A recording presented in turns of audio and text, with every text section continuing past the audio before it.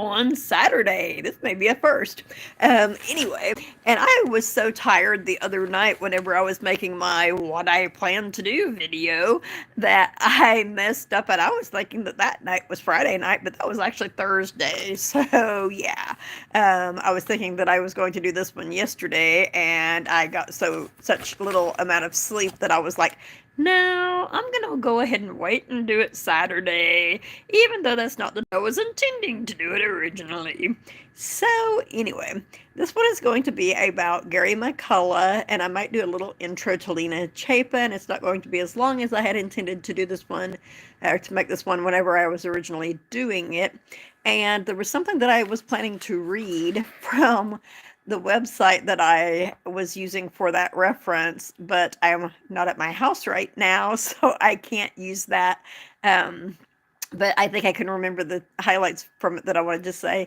I've been drinking so much Code Red Mountain Dew. My teeth are turning reddish, but anyway. I've also only had about 2 hours and 20 minutes of sleep because I got woke up at 5:20 this morning after going to bed at 3 p.m. But anyway, so yeah, I'm going to be really super goofy and probably talking super, super fast, but that's okay. It makes the video shorter. So anyhow, if you haven't already, please subscribe, like my video, feel free to respectfully comment, and yes, I'm holding my phone because I couldn't find anything to prop it with properly. So anyway, I'm surrounded by cats here, so they might make an appearance from time to time. And I forgot what I was saying. Oh yes. Please share to your social media so other people can watch my videos and, be entertained or whatever. So anyway, this is Mystery Mondays number 19. The primary focus is going to be Gary McCullough and his disappearance near Cassville, Missouri. So as I already said, welcome to Mystery Mondays. As I mentioned a while back, this week I will be discussing the missing persons cases of Gary McCullough, and I was planning to do Lena Chapin as well today, but I want to be able to focus more on that story. And I did look over the National Park Service in the United States' website concerning whether or not what all they had updated. So I'm going to mention that at the end of this video, and I will also give a brief, I've given a little bit of information on the Lena Chapin thing, but I'll give a little bit more information on that. So that being said, I need a pillow behind my upper back so it doesn't look like I'm leaning as far back as I actually am or something. Anyway, so yes, they both went missing in Missouri, Lena Chapin and Gary McCullough both. So as I already said, go ahead and hit your like button, subscribe, and as always, feel free to respectfully comment. I'm feeling so disorganized because my boobs are not this big. They just look that way because the way I'm having to hold my phone. There we go. Put my face closer. Anyway, forgot what I was saying again. Oh yes. So the Gary McCullough case,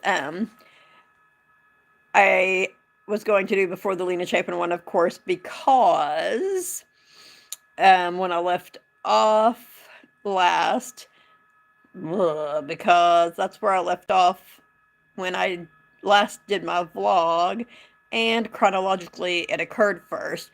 And when I say that's where I left off last, I mean I did like the intro to it then. So I bet this is, let me see something real quick.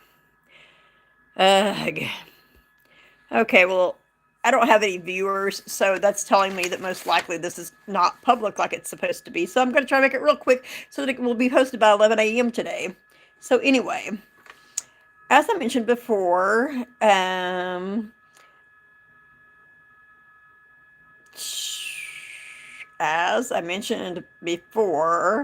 I did not believe that Gary's truck he had supposedly taken to pick up a rooster had ever been located. So that was where I began my research. I found a newspaper article from Tuesday, May 18, 1999, and Gary went missing May 11, 1999, about Gary's pickup being located. The article says his pickup truck was recovered by the Berry County Sheriff's Office. He was missing from Cassville, Missouri, which is in Berry County. And then there was something that I had written here that I decided to put in a different spot because the information that was in this article was actually not exactly accurate. Alexa, set an alarm for 11 a.m. Alarm set for 11 a.m. When your alarm sounds, if you need a few more minutes, just ask me to snooze. Okay, so anyway, so this article also said that the sheriff's office said, and the sheriff's office did say this several times, that all of Gary's belongings were left at his home and he had not contacted his work or his family, so the authorities suspected foul play. But realistically, all of his items were not left at his home, and I will talk more about that in a little bit. But the police at that time said that they all were, which really makes no sense given some stuff that other people said. So anyway, he was a supervisor at George's poultry processing plant in Cassville, known for staying in contact with coworkers and family. So it was awkward that he had not contacted his family, you know.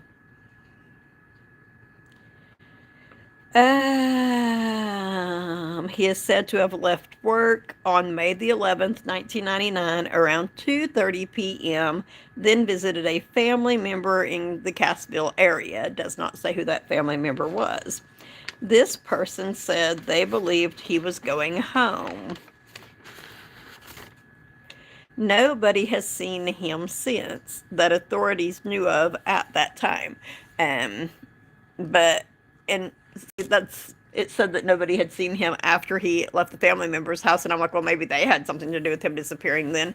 But then it flat out says that his wife said that he did go home from work in other articles, and I'm like, okay, so then he did go home, because his wife and her lover are the ones that are suspected of having killed him. So anyway, his truck was not near his home or the home of his family member that he visited when it was found. And I think this is where I moved the part about that I was going to say over there a while ago. They found no evidence of a struggle in his truck.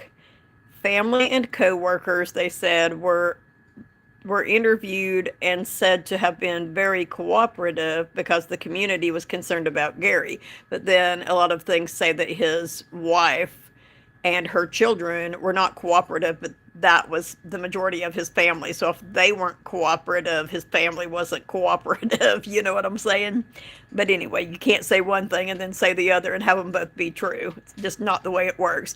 Sorry, I know this is really, really shaky. Like I said, I've not had much sleep, and I have no option other than to hold my phone to record this. But anyway, so when he disappeared, he was thought to be wearing a camouflage hat, t-shirt, blue jeans, and brown shoes. Not a whole lot of detail.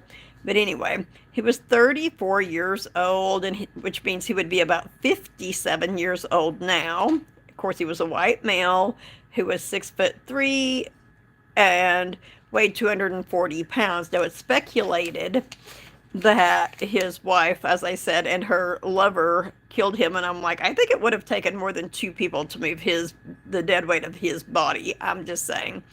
But it is also speculated now that perhaps Lena, who was the second oldest daughter, who was 13 at the time that he disappeared, may have actually helped dispose of his body, which is just sad if it's true.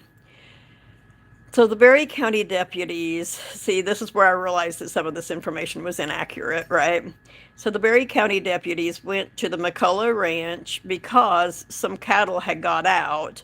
And while they were there, Gary's wife, Sandy, told them she guessed since they were there, she should go ahead and report Gary missing. So what actually happened there was that the police went out there because he had been reported missing, and they were wanting to see what she would say and like look around and see whether he was home, if it looked like he was home or whatever, if there was any signs of foul play or anything like that. And as they were driving into the ranch, they saw a calf that was out, a couple of calves that were out. So they got them and started putting them up. And then his wife approached and was like, "Can I help y'all?" And they were like, "Yeah, you had some cattle out." And they asked something about her husband, and she said, "He's not been home in a few days. I guess, well, since you're here, I might as well go ahead and report him missing," basically, is what happened. So the way this article says it happened is not the way it happened. But anyway, so as I was saying, though, while they were there, um, yeah, they went there, according to this article, because some cattle had got out, which was not why they went there at all. But anyway, they used that as a ruse. But anyway, while they were there, Gary's wife, Sandy, told them she guessed they were, oh my God. She told them that since they were there, she guessed she should, quote, "go ahead and report Gary missing," end quote. I'm so sorry. I'm super, super tired, y'all. She then told them Gary had left their home on May 11, 1999, 2 days before the deputies went to their property to buy a fighting rooster from a Mexican in Diamond, Missouri, and never came back. The town where his truck, this is where I moved that information to anyway, the town where his truck was found is about a, oh my word. Sorry, cats. They're looking at me like, what? Actually, they're not looking at me, but anyway.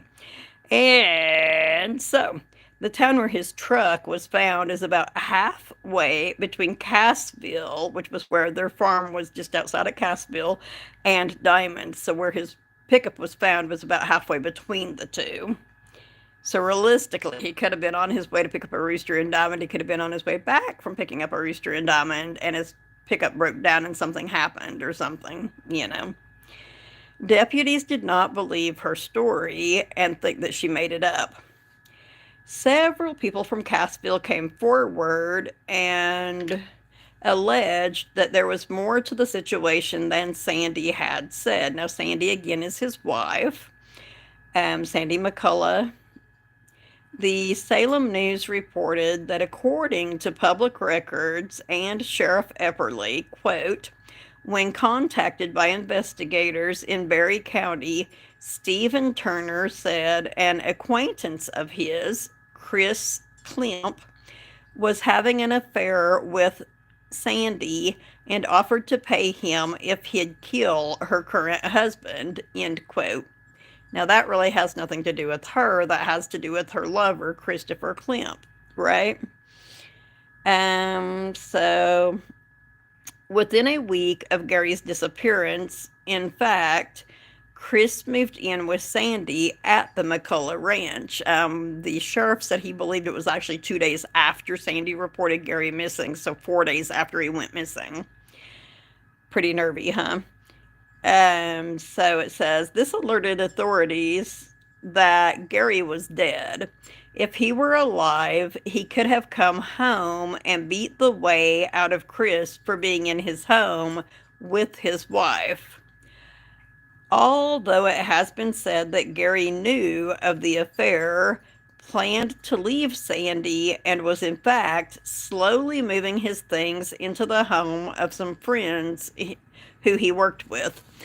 So that's why I'm like, I mean, all of his stuff was not in their home because he was slowly moving his stuff into these friends and coworkers of his home. So a lot of his stuff was actually, in fact, not in the home. And there are a lot of facts that, like, there's an Unsolved Mysteries, the new Unsolved Mysteries revamped or whatever they call it.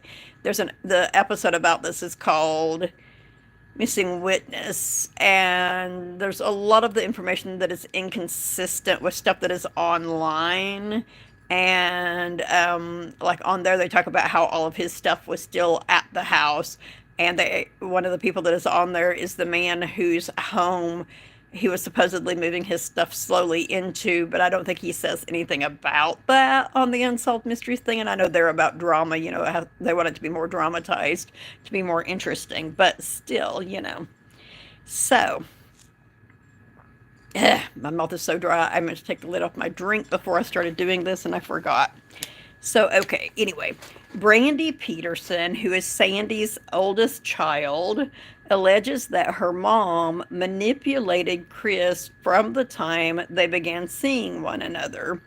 She claims her mom told Chris that she was pregnant with his baby and that Gary was beating her. And now she also told Chris's wife that he was married to at the time that she was, allegedly anyway, that she was pregnant by Chris. And, to agitate her and get her to leave or whatever. Um, but I tend to think, sorry, I lost my place, of course. Oh, yes. Brandy said that neither were true, that she was not pregnant by Chris and Gary was not beating her, which a lot of things can happen in a family that the children are not aware of. I want to point that out. Which, um, well, as far as if you grew up in an abusive home, you know that that's possible. If you were an abused spouse, you know that that's possible. If you know that you grew up in an abusive home, then the dad obviously was not even trying to hide anything. But a lot of times they do. So, anywho, um, but yes, she said that neither of those things were true. But since the cops felt that Gary would waylay Chris if he knew he was living with Sandy, I tend to think he was known for fighting and may have had a bad temper. Now, before Sandy married Gary, she was married to his brother Albert, whom she cheated on with Gary before her and Gary got together. Red flag, Gary, she's probably going to cheat on you too, right? But anyway, so Albert and Gary got into a big knockdown drag out fight, according to Albert. And I guess Albert had the upper hand, and then Sandy whacked him across the back with a stick. And he was just like, screw this, you can have her. But he told him, she's trouble, stay away from her, don't have anything to do with her. But to me, it seems like these guys were known for fighting. And that can be a sign that he may have had a bad temper. And a lot of times, guys that have bad tempers are the ones that abuse their wives. I'm not saying for a fact that he did abuse his wife. I did not know him. I knew her back when I was 16 years old. Knew her first husband. Didn't really hang around with him, but I ran around with her and stuff. And I know that people can change a whole lot. But it seems to me that Gary was probably known to have a temper and be a bit of a fighter, though he was also known to be a hard worker and compassionate and loving and caring person. And as I say, I'm not saying that he did abuse her. I'm saying that it's possible he did and the kids did not know. That's all I'm saying. So anyway, Chris's wife, at the time of Gary's disappearance, told police her husband had told her he, quote, had no time to deal with her because he had to deal with killing a man, end quote. Now, this is just hearsay, so they don't really consider that to be evidence. And that was what she told him after Sandy had called her and told her that she was pregnant by him. And his wife was like, did you really get this chick pregnant? And he's like, I don't have time to deal with you. I got to deal with killing a man. It's like, what? Like, I would be like calling the cops and telling my husband just said that he had to deal with killing a man, But apparently that's not what she did. She was trying to hold on to her man at that time, I'm sure she loved him and wanted to keep him at that time. But so police reports show that Chris's wife, and I have forgotten her name, I forgot to write it down, but his first wife also stated on the night Gary disappeared that she picked Chris up outside the McCullough property in the early morning hours, and he had a gun with him at that time. So see, to me, it's like everything in this case to me seems to be pointing toward that Chris, not Sandy, was behind Gary's disappearance and murder, if he is in fact dead. I knew someone that sold fake IDs, social security cards, driver's licenses, even green cards. Alexa, stop. Anyway, I'm not going to have this posted by 11. Thank you for not doing it public again, stupid freaking live YouTube. But anyway, I forgot what I was saying because the alarm went off and.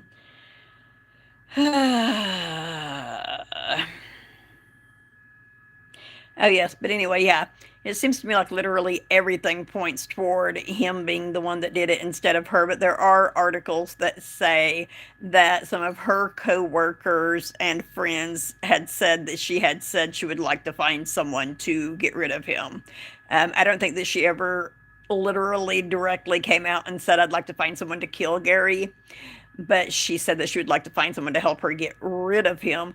But he was rumored to have been planning to leave her, so um, it's reported that she didn't just want him to leave because she didn't want to lose the ranch. She wanted to keep it, but there were cattle. The only charges that have been brought on her in this case is that there were some cattle that he had that had an existing mortgage on them that she sold a couple of days after he had gone missing. I'm guessing shortly after she reported it to the police.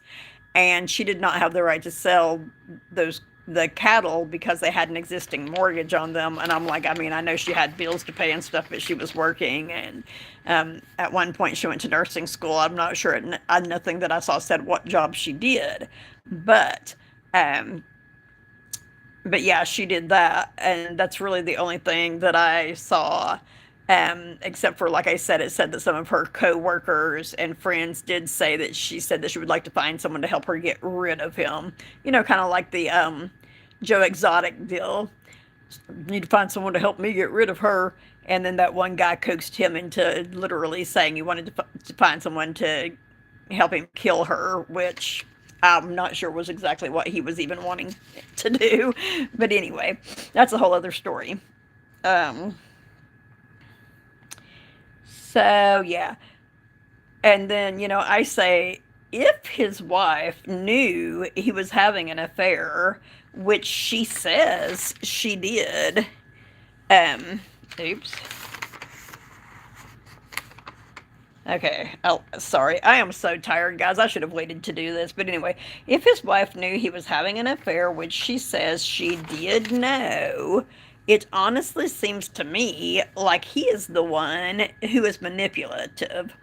I mean, he convinced his wife to pick him up from his girlfriend's home in the wee hours of the morning. And I've dated guys like this, y'all. Convince you to do anything. Oh, but you're the one I still love. I was breaking up with her. That's why I need you to come and give me a ride, sweetheart. You know the kind. Anyway, but yeah, he convinced her to pick him up from his girlfriend's home in the wee hours of the morning, with the gun on him. For all she knew, he killed his girlfriend. But anyway.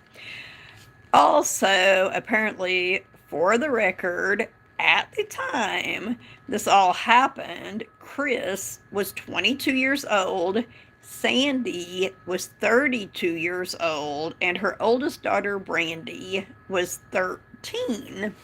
Um, I think that perhaps these kids have wild imaginations, and I think that some of the stuff that they say that they saw happen or that they say that they know happened, I think maybe is just stuff that they imagined may have happened, because some of it, it's like, okay, um, I'm not getting into the Lena story yet, but she did a confession about her helping her mom and her mom's lover dispose of Gary's body, and the stuff that she says something about where he was killed and how he was killed, and then like he's sitting on the couch, and then all of a sudden he's in the bedroom, laying in the bedroom floor, and it's like, well, how did he get in the bedroom? And like even the guy that recorded it is like, bedroom? Wait, how did he get in the bedroom? But anyway, so there is legal proof that Gary was well aware of his wife's affair and was actually moving his stuff from their home to his friends. His friends' names were Jeff and Nikki Allen, and Jeff is one of the ones that they talked to on the Unsolved Mysteries thing. And I mentioned that briefly earlier, though I didn't mention their names, but I mentioned it earlier. I just stated, and I'm sorry, Jeff and Nikki Allen, who were his friends, and I believe also Jeff was his coworker, stated that Gary, quote, was actively moving his items into their home because his marriage with Sandy was falling apart. And I want to say that's where that quote ends, but I forgot to. Oh, no, it's not. Sorry. They told the jury Gary wanted to split up with Sandy after finding her and Chris together in a parked pickup. End quote. Because of the marital problems Gary and Sandy were having, Sandy had attacked Nikki at the Allens farm during a confrontation with Gary and the couple. Sandy did plead guilty to an assault charge for hitting Nikki. And so then after Gary's truck was found, Sandy signed a consent to search form for the ranch. Investigators did not find enough physical evidence of foul play to file any charges against anyone. And now this is what I'm saying. Like, her daughter that did the confession says that he was killed in the living room. He was shot 2 or 3 times in the head. Blood would have splattered everywhere from that. There would have been blood spatter everywhere. And Brandy, I believe, as well as the daughter who went missing, Lena, and maybe even the daughter, Robin, talk about how their mom was scrubbing the house with what smelled like bleach water. If you've seen these crime shows and stuff, it don't matter how well you think you scrub something with bleach water and such, there are generally still some traces of blood, like enough traces of blood in a design that it's like that wouldn't have just got there from someone having a little accident or something. And also they can test and tell that all this stuff was cleaned with bleach, right? So it's like, I don't know. As I said, I think that part of it is children's imaginations. Like, there were 6 daughters, and like they were in the bedroom going, "Why did Mama send us to bed early?" If she did, I believe it said that she did. Why did Mama send us to bed early? Why does she want us to stay in our room? Why does she not want us to come out? And then imaginations run wild, and they look out the window and see stuff, and they're like, "Oh my gosh, they're doing something," and you know. Anyway, they also said that his pickup. I read somewhere it said that they said that his pickup was at their home the night that she had told police that he had left to go and get the rooster, but like at what time that night was it there? And I also, this was part of what I wanted to read from the article. It said that the girls said that their mom met them at their bus stop that day, which was unusual for her. And then on the Unsolved Mysteries thing, it says they got off the bus, walked to the house, and she had the door locked, which was unusual. And so I'm going, but like, so she didn't meet you at the bus stop? Because I read like 3 different articles that said that you guys said she met you at the bus stop. So which one really happened, But anyway, and the articles also said that the kids all had chores that they had to do, so they went back to the house and the kids got busy doing their chores, and she was doing chores cleaning the house, and some of them helped her with that. Whereas the Unsolved Mysteries one only talks about Brandy. Well, Brandy talks about she had to milk the cows. That was her chore for the day.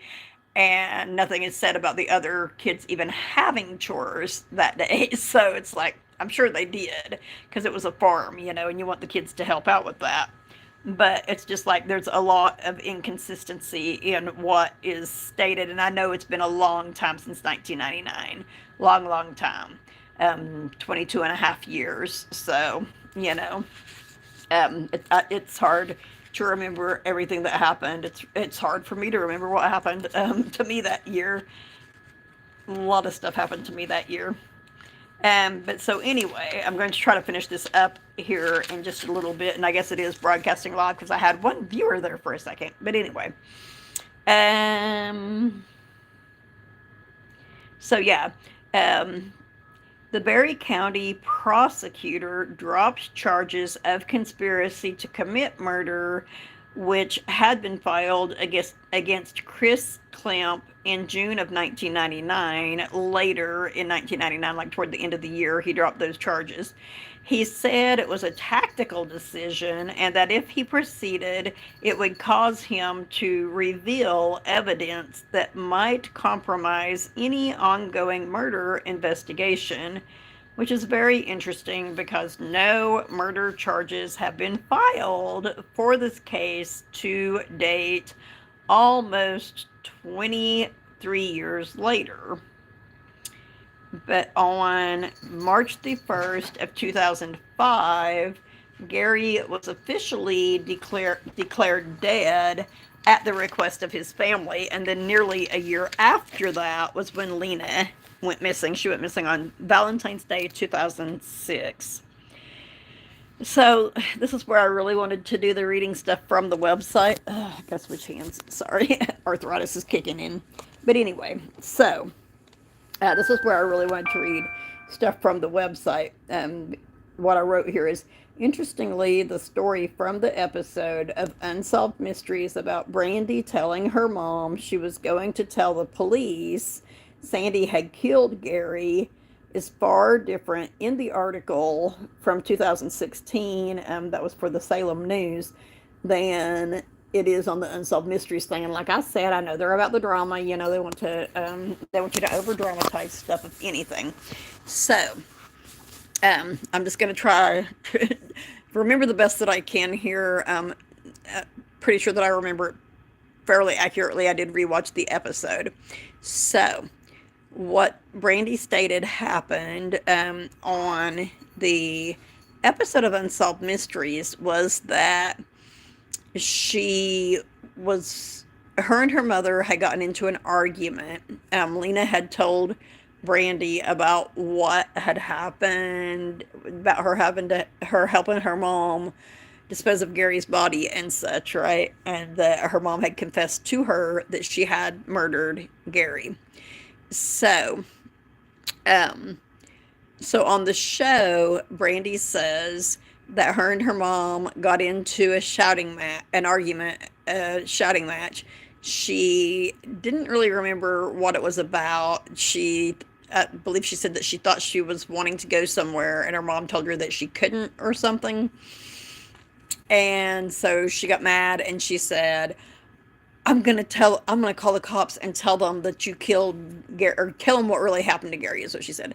I'm gonna call the cops and tell them what really happened to Gary. And her mom says, get in the truck now. And then so they get in the truck and they're driving down this road and they stop and Chris gets out with a shotgun. Brandy's sitting in the back in the bed of the truck with her body against the back of the pickup front.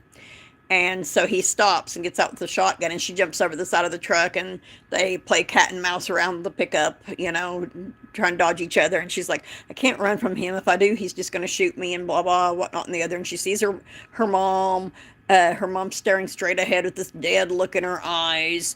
And it occurs to her, oh, wait, maybe if mom's door is unlocked, I can get in there and hug her and hang on to her. And maybe if I do that, then he won't shoot me.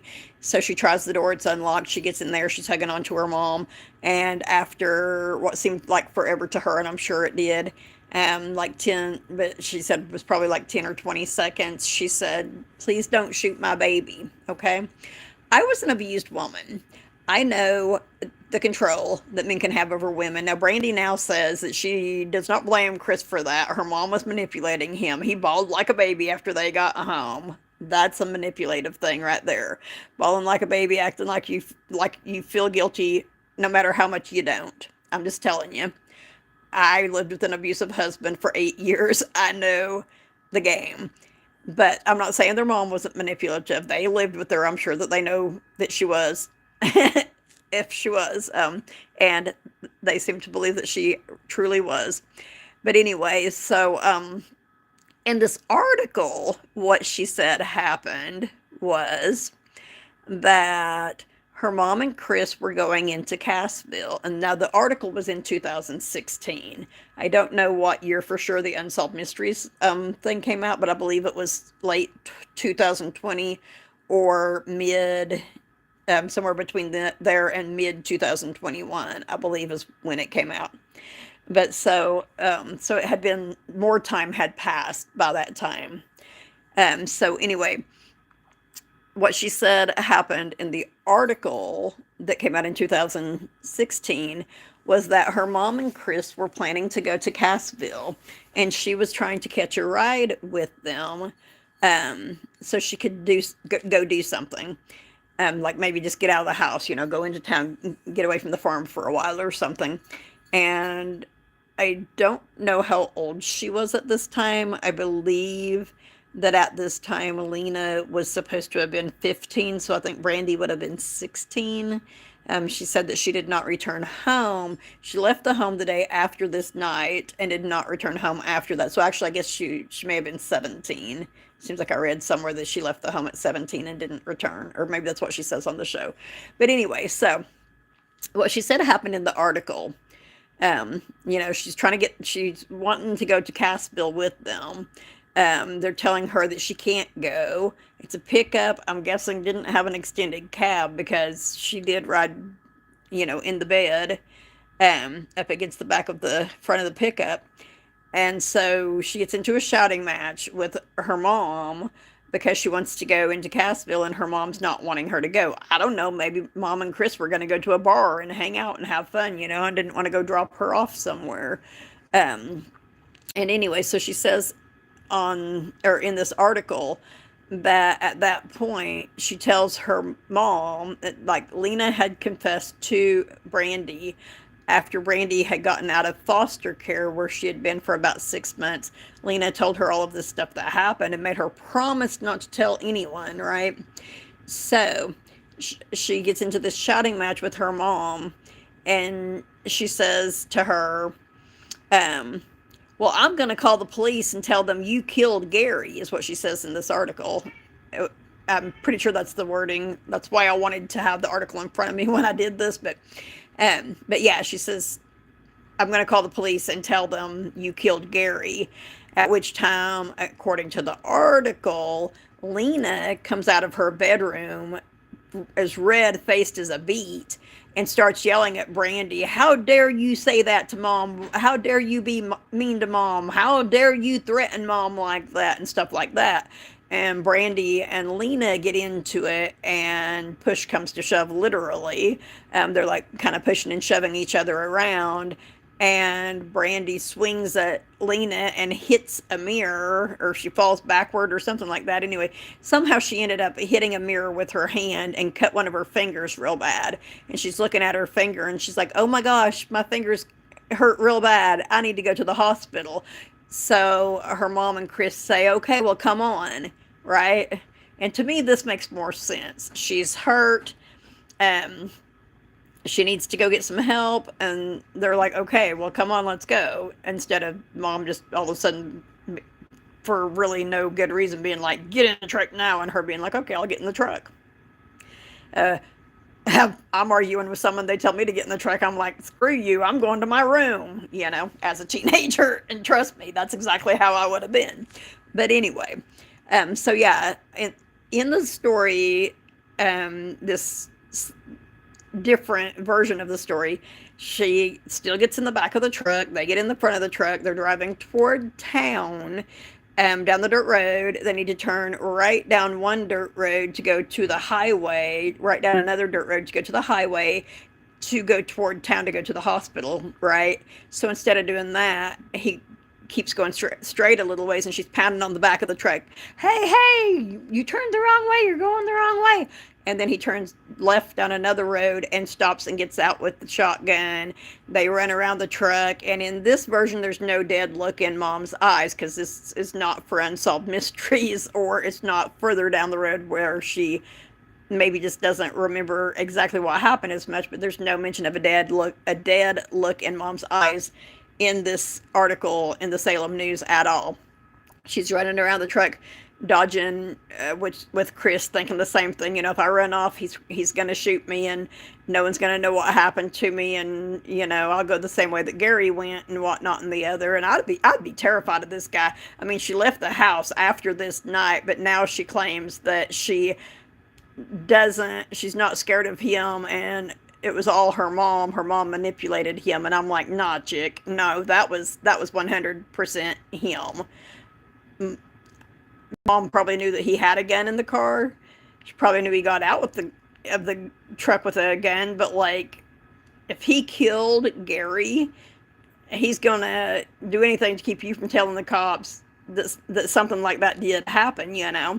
So anyway, she gets out of the truck, and in this version, she jumped over the bed of the truck to the opposite side from where he was, and then she runs to the front of the truck, and he's at the back and coming around the side.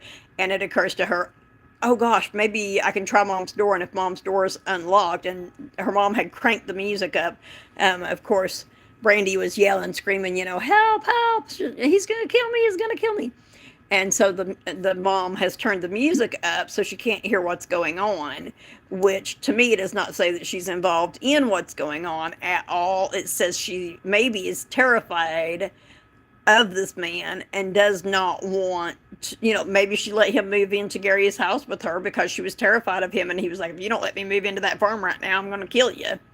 Maybe not, but maybe. But anyway, so yeah, in this version, she jumps over the side of the truck, and then she runs to the front of the truck, and she sees her mom looking at her. There's no mention of a dead look in her eyes. There's no staring off, not seeming like she's knowing what's going on. It's just like, her mom's looking ahead. She runs that way, and her mom looks at her, and then it occurred to her, maybe her door's unlocked. If her door's unlocked, I can get in there. And the music was so loud that the truck was shaking. So she ran over there, and she tried the door. The door was unlocked. She got in, sat on her mom's lap. He opened the door. She got in, she closed the door. And why would you not lock it and lock the other door and be like, hey, the keys are in here, let's leave his ass here. Excuse my language. But anyway, so yeah, in this version, he then opens the door, and her mom's like, please don't hurt my baby. So like, no 10-second, 20-second pause. 10-second, 20-second pause after she got in the pickup and sat on her lap, sure, because he had to open the door. And then, like, according to this one, like, he opened the door, and her mom was like, please don't hurt my baby. And I think it might have even said that her mom was crying. So doesn't depict the emotionless person that they make her out to be on the Unsolved Mysteries one at all.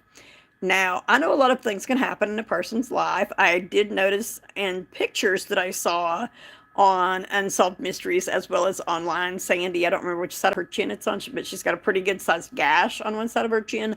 I don't remember her having that when we run around together. The girls talk about on Unsolved Mysteries how good of a mother she was, how she was always working. They talked about being brought up poor. Their mom was always working. She seemed to always have a man in her life. I raised my kids single-handedly and was not quite even always working. They don't know what poor is. I'm just saying. But anyway, so anyway, I forgot what I was saying. I do that a lot, especially when I'm super tired. But yeah, so she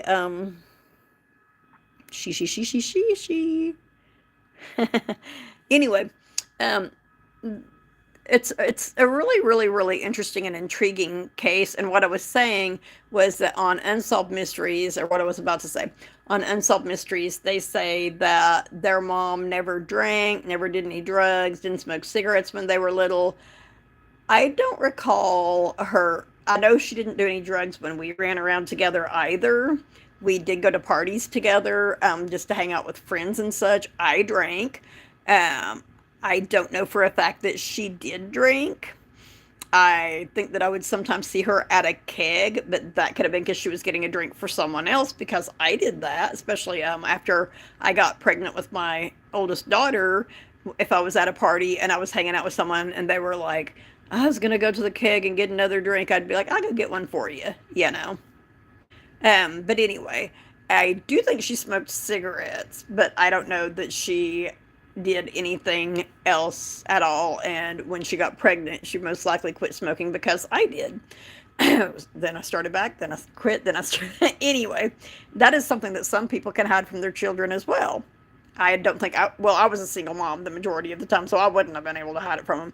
But anyway, I would like to look into this case a little bit more, but there's not really a whole lot more out there on it because they haven't found stuff. I would like to know what the evidence was that the prosecutor guy was talking about that never came to light. I feel like they should have went ahead and charged Chris with the conspiracy charge because once they dropped it, they couldn't charge him with it again. Well, actually, I don't know how that works. They might have been able to. But anyway, I know they charge him with that, thinking that if Sandy killed her husband, that she would be like, oh, well, don't put my new man in jail because this is what happened, because that's kind of part of what they do. Um, but anyway, so Lena's story, I'm not going to get way into right now. I've already mentioned that she went missing on Valentine's Day 2006. I've also mentioned that I knew someone very, very well who sold fake IDs, fake green cards, fake social security cards in the Northwest Arkansas, Southwest Missouri area. So I know that it is easy to change your identity in that area. You could disappear, you could change your identity, move away from your family because you're scared of someone or some stuff and still be living out there somewhere. I don't know for a fact that that's what happened, but I do know that that is possible in that area. And also, I messaged on one of the things on Facebook concerning her case about whether or not she had a vehicle at the time because I hadn't been able to find any information on that. And I'm like, well, if she had a vehicle and her vehicle was gone, then probably she did go somewhere. And what I was told was that she had been buying a 2000 Chevrolet of some type, I want to say Caprice maybe, and their mom had told her that she had paid it off, and about a month before she went missing, I believe it was a month. Yeah, about a month before she went missing, um, the vehicle was repossessed by someone, and this was out of town, near Sligo, I believe it's called, Missouri. But anyway, I'm going to go ahead and end this for now. I hope you all found this information interesting. I hope I didn't offend anybody because that's definitely not my intent. My intent is really to inform. And then next week, I don't know for sure whether I'm going to go ahead and do the thing about Lena or do something else on the cold cases of missing persons within the national parks in the United States, which reminds me, um, speaking of which, I was going to briefly mention, I had said on the last video that I did, I believe it was, that they did um, update their website and say that the remains of Mitchell Dell Staling had been located. And so they do now know for a fact that he died. Also, they had updated the Jane Doe information and said that she had been identified, positively identified. Her family did not wish her identity to be revealed, so it wasn't. And I did review the other information on the website, and that I could tell there was no new information on there except for there were a couple of them that told what brand of backpack or brand of jacket or something like that the people were wearing, and that was the only things that I noticed that had changed, and that was on like 2 or 3 of them. So that being said, Monday's only 2 days away, so I don't know what all I'm going to have time to do. So I do have, like, I have a lot of information about the Lena Chapin thing in my head, so I will probably go ahead and do it, but I'm going to have to write up a bunch of stuff.